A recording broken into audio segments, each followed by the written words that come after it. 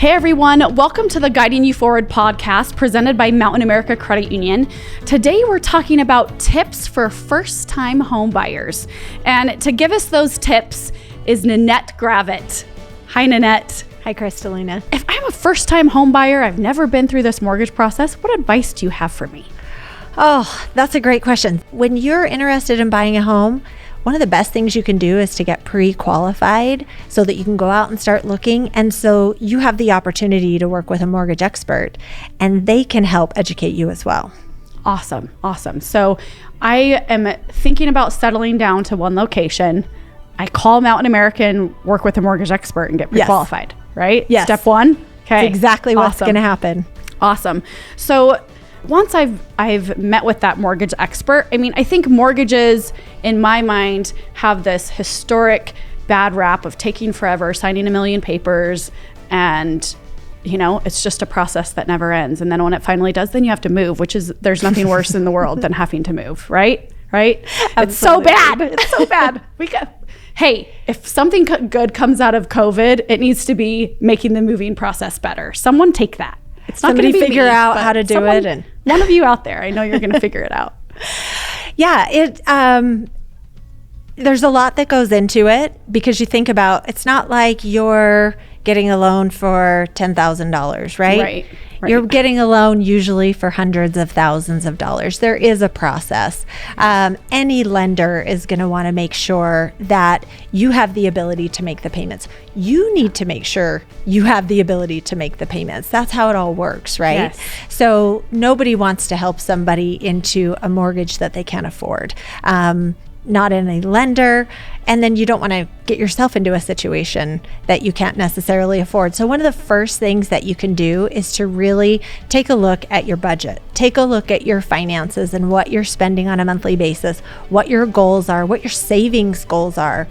Because if you're going to start paying more for a mortgage payment, you have to realize how that dynamic works with the rest of your finances. When I was doing loans, I remember very vividly a couple that came in and they talked to me about wanting to get pre-qualified.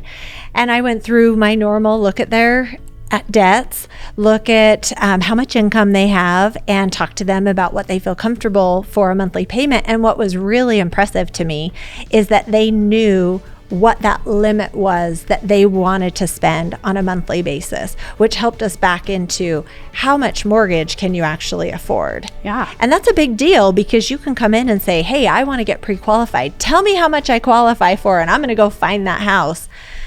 But a lender doesn't know everything. So they don't know how much you pay per month for your cell phone bill or what your insurance costs for your automobile. There's other costs that you have on a monthly basis that we might not know about.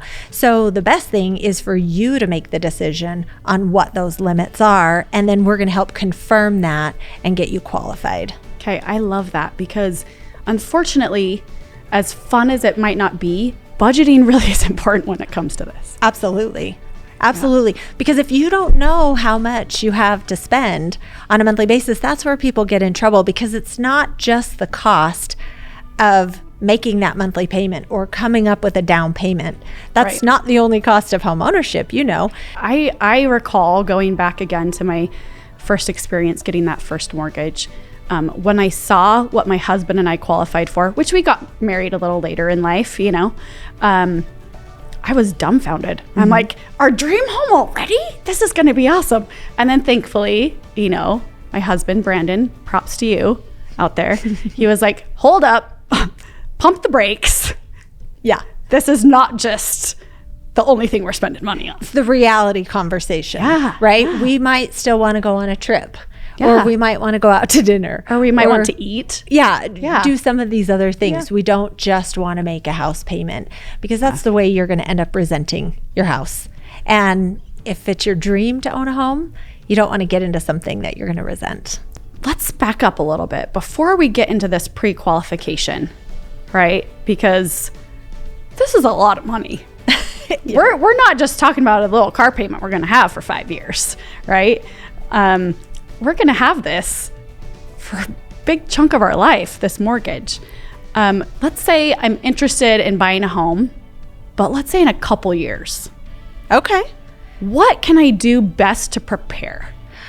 I think if you have that goal of home ownership and you have some time on your side, there's a lot that you can do. That gives you an opportunity to check your credit. You can check your credit annually so that you can make sure that your credit score is as high as possible. That's going to definitely help you get the best interest rate.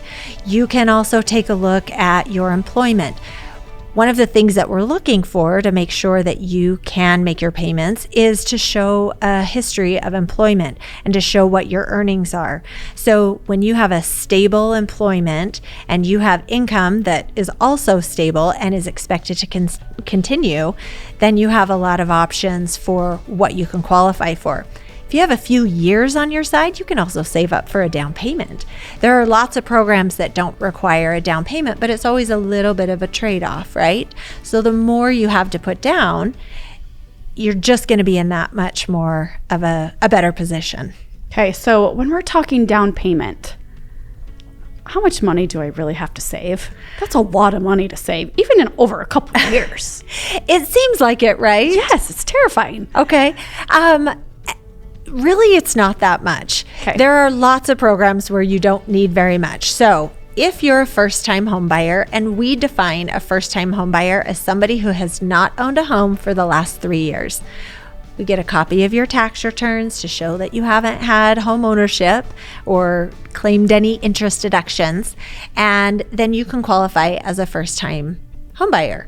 So with that, there are programs that will allow you to go up to 100% financing. Okay. So you could have, for example, Mountain America has a first-time home buyer program, and for as little as $1,000 out of pocket, you could buy a home. Now, there's some other variables there because with a mortgage, there comes closing costs. Right. And closing costs have to be paid. So are you going to negotiate that into your contract? Are you going to ask the seller to pay them? Are you going to pay those out of pocket?